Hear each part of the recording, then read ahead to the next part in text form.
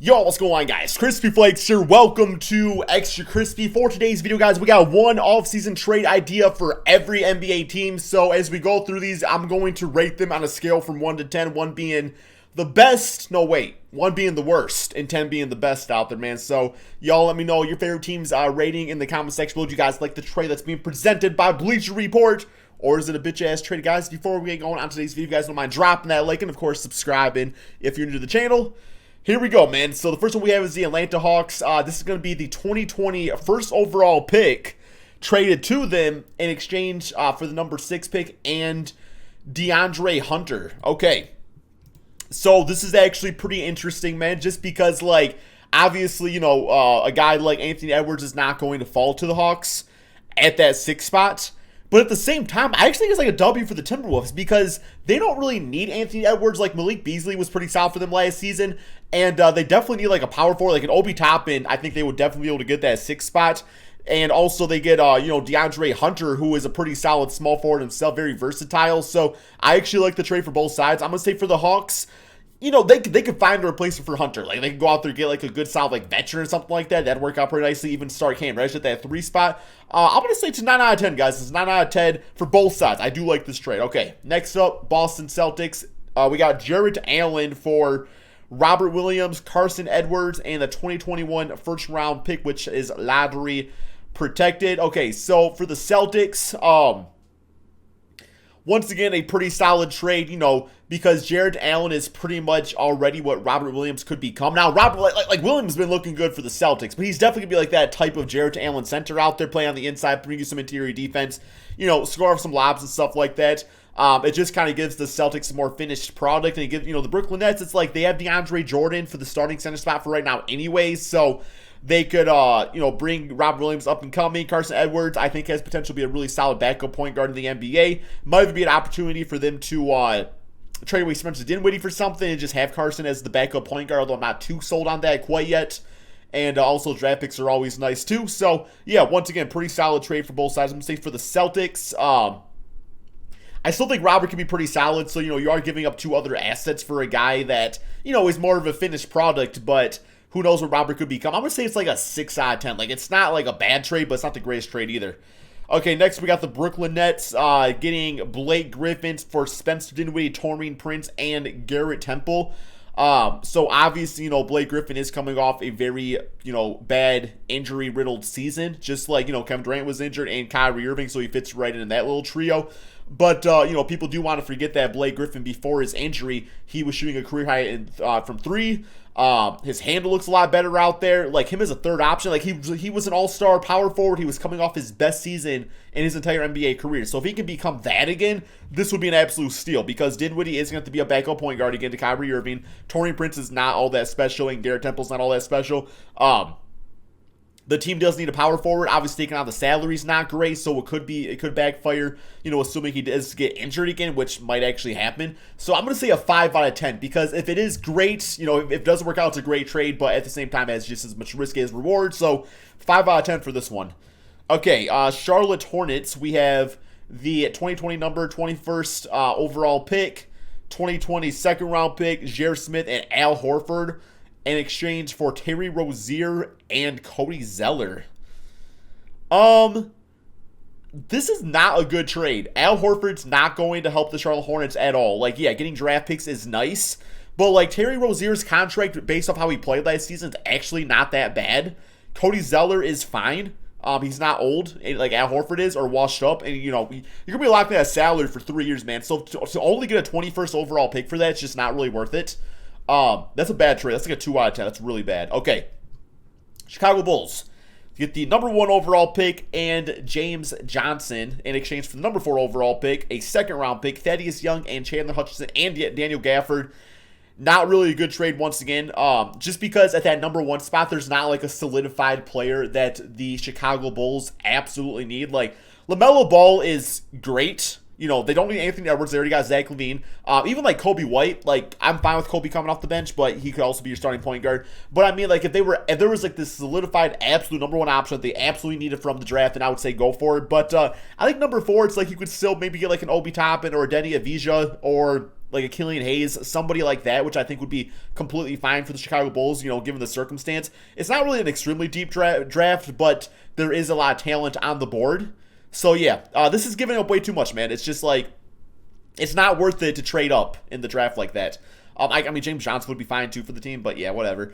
Next up, we got that's like a 4, like a 3. It's a 3. Okay, Cleveland Cavaliers, Julius Randle and Alfred Payton in exchange for Kevin Love. It actually makes sense for the Cavaliers because they would get out of Kevin Love's contract. Alfred Payton could be like just another piece on the team. They get younger, which is fine. For the Knicks, I don't know why the Knicks do this at all. Doesn't make much sense, but it seems like a Knicks thing to do. For the Cavaliers, it doesn't really move the needle, but it is nice just to get out of Kevin Love's contract. For that, I'm going to give it like a 7. Just strictly getting out of that would be completely fine, especially going into the 2021 NBA offseason after this season. Okay, next up, we got the Dallas Mavericks, Patrick Beverley for Maxi Kleber, DeLon Wright, and a 2020 second-round pick. Kleber was pretty solid for the Clippers. DeLon Wright, another one of those gritty point guards out there. Beverley is fine, but he's not worth all this and also the draft pick. He's like not that type of player. Like he's good, but they can kind of find that grit and grind somewhere else. I think Jalen Brunson has potential to be that and stuff too. So yeah, not really worth giving up all these assets just for Patrick Beverley.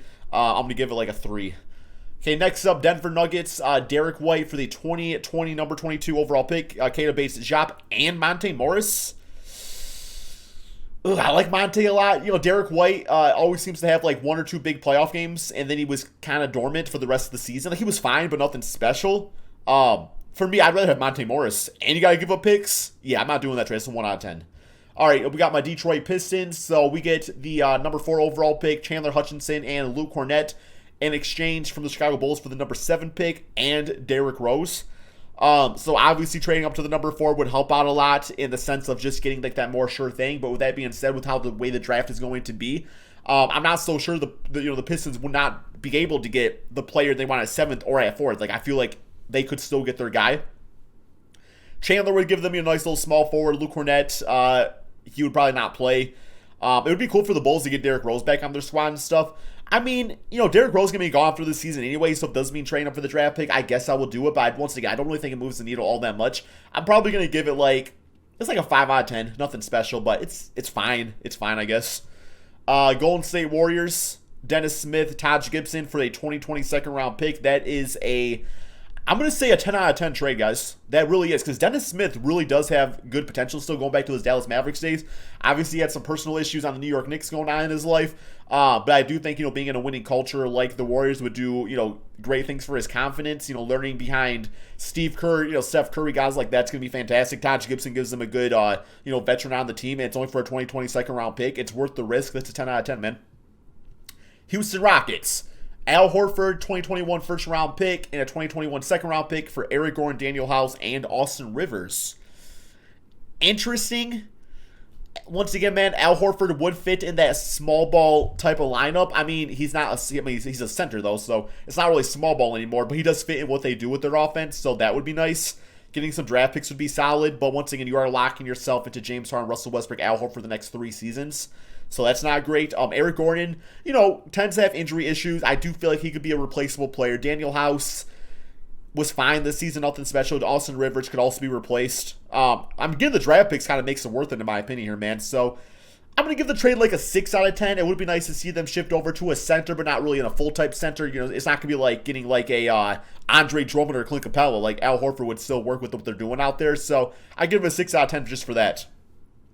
For the Pacers, Buddy Hield and a 2020 second-round pick for Victor Oladipo. Obviously, you'd rather have Victor Oladipo. But if you don't think Depot is coming back to the team, then it's a good trade. So it's really based off the circumstance of what you feel Oladipo is going to do going forward. So let's assume he goes to a different team. Then we're going to say this is like an 8 out of 10, man. Buddy Hield fits right in with the team as far as just like a whole bunch of guys that are just really good at basketball. Getting a pick is nice. He's not injury prone or anything like that.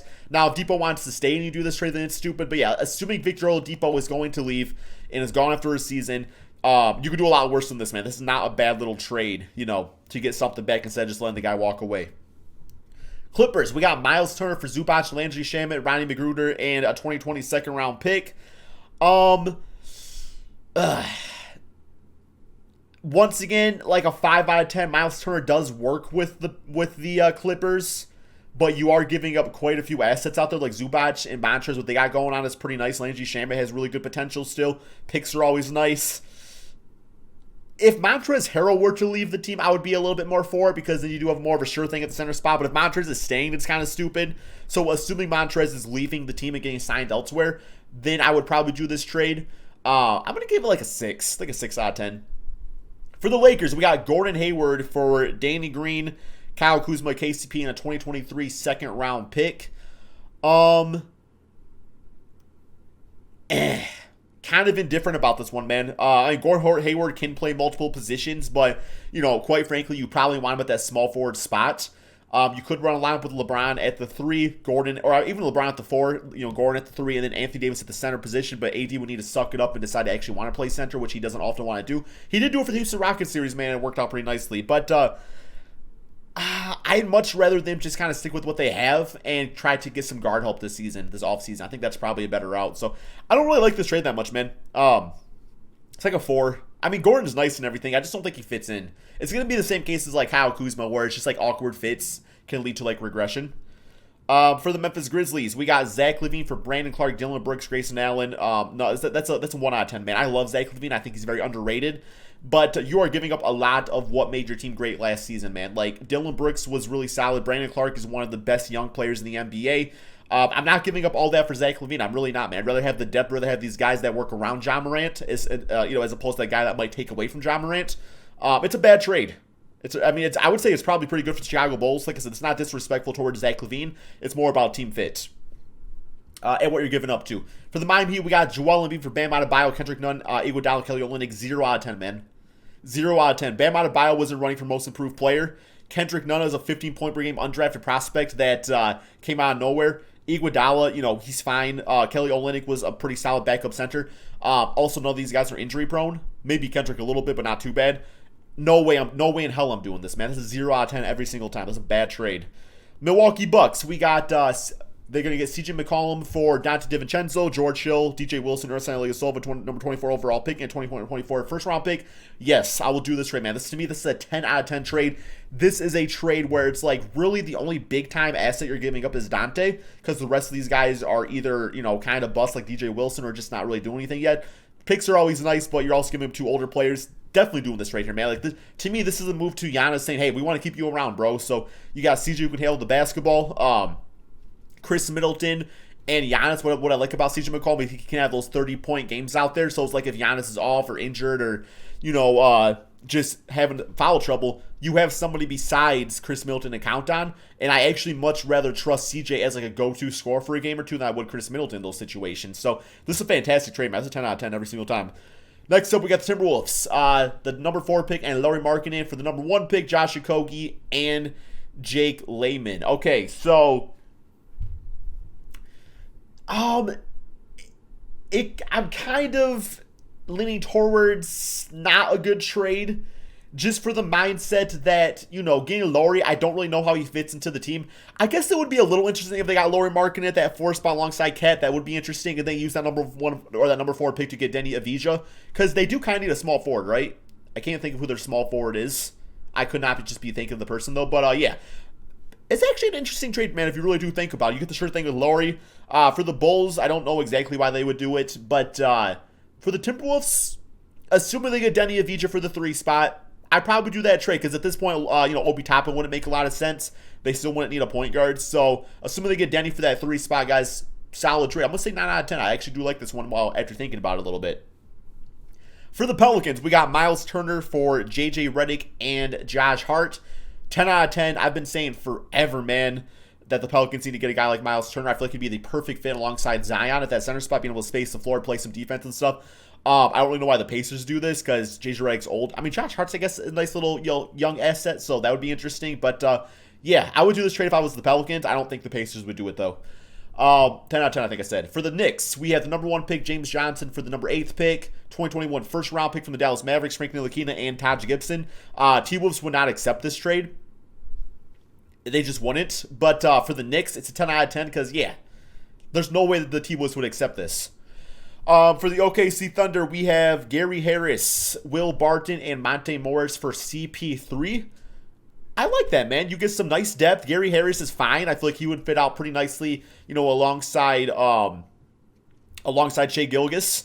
Monte Morris doesn't make a lot of sense because they already got Dennis Schroeder for the backup point guard. And then Will Barton as small forward kind of takes care of some wing spots for them. And then CP3 to the Nuggets. Also doesn't make a lot of sense playing in the backcourt with Jamal Murray. So a lot of confusion on this trade. But it's some good assets back for CP3 for OKC. So yeah, not bad. I'm going to get like a 5 out of 10 though, just because it doesn't make a lot of sense. The Magic, we got Darius Garland for Mo Bamba. Okay, so the Magic... No, stupid trade. I like, the last thing the Magic need to do is, hurt Markelle Fultz's confidence by trading for a young point guard. Markelle Fultz looks great out there, man. I like him a lot. They don't need Darius Garland. Yes, for the Cavaliers, it makes sense getting Mo Bamba, getting a good young center to add to their young duo out there. But I would much be for this trade if Markelle Fultz was part of the trade too. But just like this straight up, it doesn't really make a lot of sense. So I'm going to say 3 out of 10. 76ers, we got Drew Holiday and J.J. Redick for the number 21 pick, number 22 pick, Josh Richardson, and Al Horford. Yeah, I would do this trade if I was the 76ers. You get out of Al Horford's contract. Josh Richardson struggled at times, looked good at sometimes, but obviously giving up draft picks and stuff kind of sucks. But Drew Holiday would give them another little shot create. J.J. Redick obviously has been on the team before, so I'm going to give it like a 6. It's not a bad trade. Phoenix Suns, Marvin Bagley and Bjelica for Kelly Oubre and Cam Johnson. 0 out of 10, man. Kelly Oubre is great for this team. Cam Johnson looks like, we were kind of wrong about him when they traded up for him in the draft. Marvin Bagley is injury prone. Doesn't really fit out nicely next to DeAndre Ayton. No way I do this trade here, man. 0 out of 10. Next up, we got Portland, DeMar DeRozan in exchange for Zach Collins, Rodney Hood, Trevor Ariza, and a 2020 second round pick. This is actually a pretty solid trade here, man. Hear me out as far as, Zach Collins and Rodney Hood both have injury issues. DeMar DeRozan, it would be a 1-year contract, so you kind of see what he would do out there. But while he doesn't space the floor, surrounding him and his slashing abilities with Damian Lillard and CJ McCollum be kind of a big-time W. I really like this move, man. It would give Portland a sure thing at that 3 spots. I'm kind of for it. I feel like the spacing would be nice. So, yeah, I would do this here. I'm going to say this is like a 9 out of 10. I do like that move as far as DeMar DeRozan goes. For the Kings, we got Kuzma and Danny Green for Bogdanovic. I'm going to say this is actually a bad trade because you've already kind of pissed off Buddy Hield by going with Bogdan as your starter. So not only are you getting more dysfunctional players on, because it's like Kyle Kuzma, how does he fit into a team with Harrison Barnes and Marvin Bagley? He really doesn't. It just doesn't do much for him. It's like a 2. It just doesn't really do anything. Next up for the Spurs, we got the number 18th pick, Maxi Kleber, Dwight Powell, and Justin Jackson, and the Mavericks get LaMarcus Aldridge. This is a really good trade for the Spurs. You get a lot of good young assets in exchange for LaMarcus Aldridge, who is only going to be around for one more season at most anyway. For the Dallas Mavericks, it would be interesting seeing a lot of that center play next to Kristaps Porzingis and Luka Doncic. I like him, man. A lot of good assets right there. That's like a probably 8 or 9 out of 10. That's a really good trade, all things considered. For the Raptors, we have Zubac, Landry Shamet for Serge Ibaka. No, the Raptors would be stupid to do this. Serge Ibaka, was actually one of the better players before they got eliminated and stuff. Zubac, they don't really need him. Landry Shamet, they have so many good young guards and just wing players on the team as is anyway. It just doesn't really make a lot of sense, especially doing the whole sign trade thing. I'd much rather, if Serge Ibaka was to go to a different team, I'd much rather the Raptors just have some salary cap to work with. Next, we got the Jazz getting Gordon Hayward back from Mike Conley. So the Jazz get Gordon Hayward. Interesting. I like the idea of him coming back to the Jazz. 76ers get Mike Conley, who would only be on a 1-year contract. They also get out Tobias Harris's contract. So Tobias would go to the Celtics. Kind of makes sense for the Celtics too, man. I'm sure that, just as far as getting a completely healthy player would be nice, but also, Tatum would be able to be that solidified 3. You got Jalen at the 2 spot. They also get a first-round pick out of it, lottery protected. I like the trade, man. I only like for the 76ers for the fact that they get out Tobias' contract and stuff. It's interesting, man. I'm going to say it's like an 8 out of 10. It's not bad. It's not bad for all sides. And last but not least, but kinda, we got Vucevic and the number 15th pick for the number 9 pick, Thomas Bryant, Troy Brown, Jerome Robinson, and Ish Smith. You do get a former All-Star. You get the 15th pick. Now, there could be a big difference between the 15th and the 9th, but at the same time, you got to remember you got Bradley Beal on the team already, and you already have John Wall coming back too. So, John Wall, Bradley Beal, Vucevic, assume he's playing nicely out there with Rui Hachimura. That could be interesting, but also you kind of clean house with some of the bad players on your team. For the Wizards, it's interesting. I'm going to give it like a 7. I'm going to give it like a 7 out of 10 there, man. But that is going to be the end of the video. Hope you guys did all enjoy. Be sure to drop that like, subscribe if you're new to the channel, and peace out, my friends.